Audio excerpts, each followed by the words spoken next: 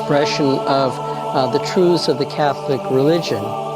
And one of the things that I'm doing is trying to bring about renewal here.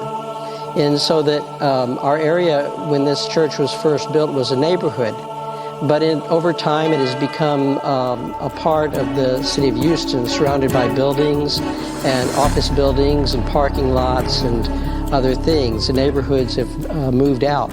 But there's a renewal happening in downtown Houston where there's residences being built and people moving into the area.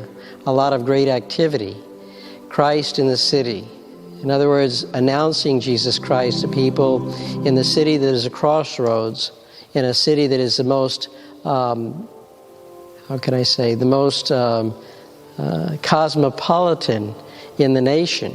People come here from all over the world, people with all kinds of circumstances of life, hopes and dreams, challenges and problems, heartaches and joys.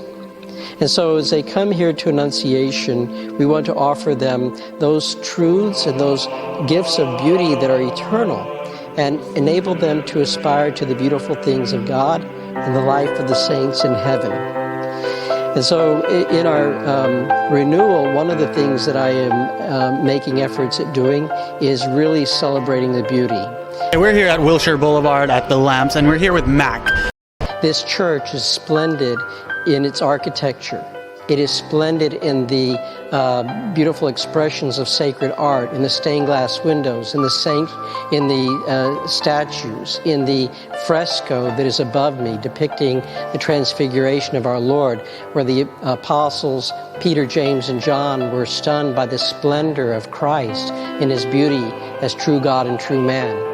And so people come here and they want to experience the beauty of God and his wonderful love and the truth of his message. So what I'm doing is I'm heightening this sense of beauty by bringing back and trying to foster a restoration of those sacred elements of our Catholic faith and tradition that have been set aside in so many ways. We have such a great wealth of sacred music and sacred art. And much of that music was written in a period in which most churches were like this church, with beautiful acoustics, with beautiful pipe organs, with beautiful architecture.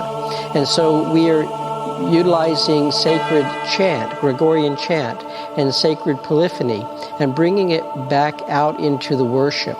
And when it is experienced in this beautiful house of God, it is something that soars, and it enables a soul to be drawn up to heaven.